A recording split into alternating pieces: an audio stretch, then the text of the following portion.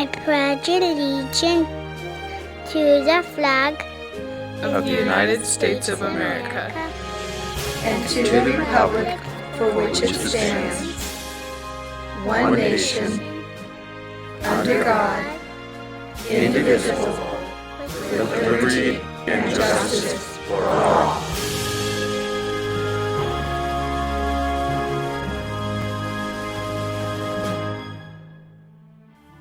Near the end of 1945, the United States government began releasing over 100,000 remaining Japanese Americans that were being held in internment camps throughout the West and Midwest. For the internees, rather than a sense of relief after 3 years of incarceration, leaving the camp confines carried with it the heavy burden of anxiety, uncertainty, and fear. They were afraid to return home for 3 main reasons. First, because of the devastation and slaughter Japan had inflicted upon the United States, Japanese Americans feared they would be looked upon and treated as America's enemies.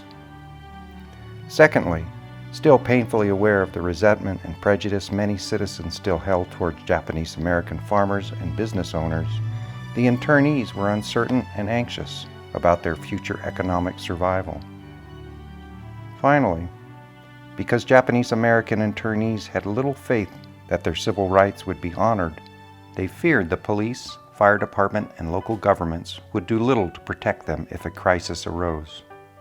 As a result, newly freed Japanese Americans were understandably nervous and fearful of returning home, not even knowing if their homes or farms still existed. When the war ended with the bombing of Hiroshima and Nagasaki in 1945, the camps began to close. I believe that there was a court ruling also. But remember, if you lost your farm, if you had sons that served in the 442 or in the Pacific and died, and you were 70 years old, what would you go to? Where would you go? There was no farm. Your children were scattered. Maybe your son didn't die, but he's still in the army. Where would you go? What would you do? This was a dilemma for some people. Some were lucky, like our family. Bob Fletcher saved our farm. The Jenkins had made sure that nobody burned my grandfather's house. Some people had a place to go, but many didn't. And in this area around Sacramento, about 85% did not return.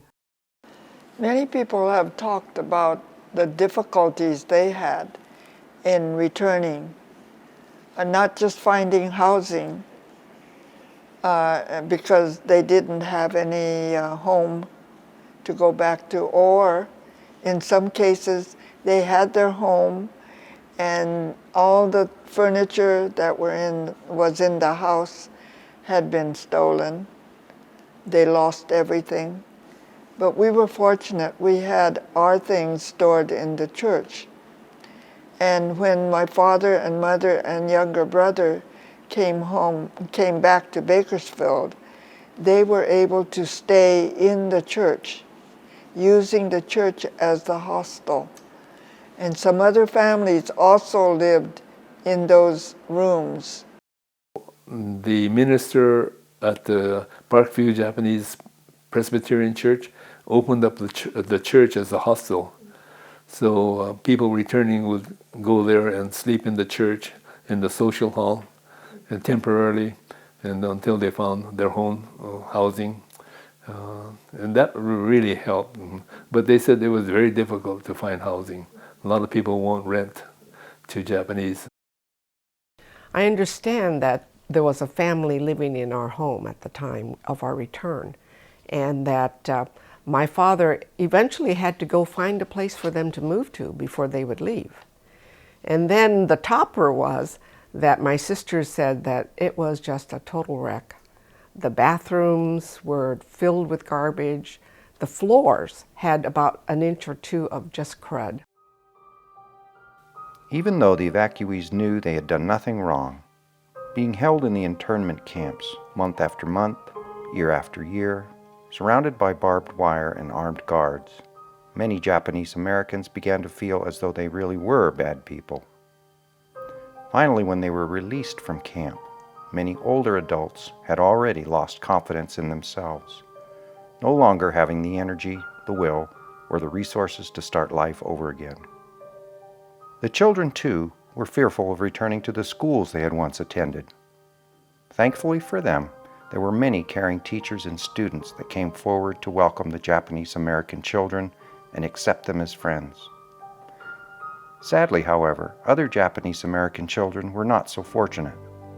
Their teachers, seemingly without concern, reinforced the feelings of inferiority and worthlessness that most Japanese American children had already begun to feel about themselves. For a long time after we left the camp, nobody wanted to talk about it. You know, when you're put into a place like that with barbed wire and sentries around it and not allowed to leave, you feel shamed. You feel like you must have done something wrong. Even if I don't feel like I've done anything wrong, it must have been something about me that was bad. That experience coming out, I guess by that time I was 10 and I was, you know, having lived with nothing but Japanese people, you know, all these 3 years, I was afraid of going out to a new place because I thought, oh, they're going to call us dirty Japs.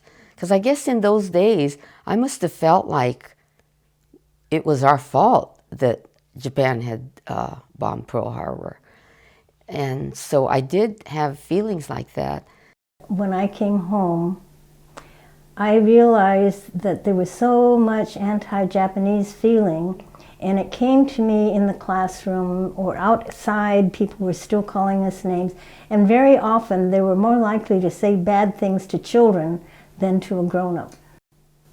In the classroom, the teacher handled things very differently. Miss Webster, my 6th grade teacher, and we had News Friday. People read a news event and they would give a report. And very often the boys would talk about where we were in the war. Even though the war was over by September of 1945, there were still activities going on in the Far East or in Germany or wherever. And wherever they were talking about things that might affect the Japanese, they were using the language that was seen in the newspapers. They used the word Japs instead of Japanese, and that was a not nice word. It's a derogatory word. And Miss Webster would say, "Oh, Wayne, let's use the word Japanese. That's so much nicer." And so pretty soon Wayne is talking about Japanese now. And then the next Friday somebody else, Franklin, is talking about the Japs. And here we go again. Miss Webster say, "Oh, let's say Japanese, that nice word." And about the 3rd time that somebody says it, that's the last time we ever had it. So she used that way of nicely correcting. I think that plus the lady who helped me in the school ground, it just generated this feeling of how can we help children become accepted and inclusive. Whereas this other little boy, George Takei, who is now an actor, and he came back, he was in the 3rd grade, and he went to school in Los Angeles too. He had a different experience and a different teacher, and that teacher called him the Jap boy. She would not call him, his given name was George. And somebody said to him, because he's writing this in his memoirs, in his book, "Didn't you know that that was a bad word, and why didn't you say something about it?" He said, "I knew it was a bad word, but I knew I was a bad person because I was in prison. So I deserved to be called a bad word." See, that's what the internment did to him, put it into his mind that he had this prison experience, therefore he was bad. A lot of the young Japanese Nisei and Sansei went into you might say private practice like medicine, dentistry, law, because they felt they couldn't get regular jobs like an engineer in firms. They wouldn't be hired. So they went into something that they could do themselves. And of course they became famous as you know, most people say, well, they want somebody that's maybe Japanese to be my dentist or my doctor. So the feeling from pre-war to after-war changed a lot. The period after World War II saw the beginning of societal change for Japanese American people. After the war had ended and the internees returned home, it was extremely difficult for Japanese Americans to get a job working for other people. This is when many decided to risk going out on their own, some as professionals,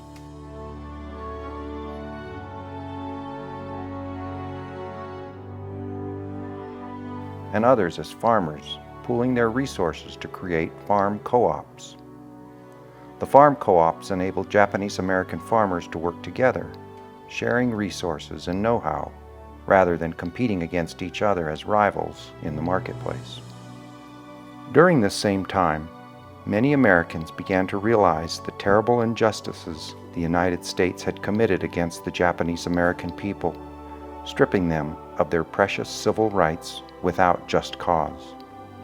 Returning Caucasian soldiers who had fought with the Japanese American troops were now standing up for these men and their families, praising their bravery, courage, and valor as soldiers of the United States military. Times were indeed changing.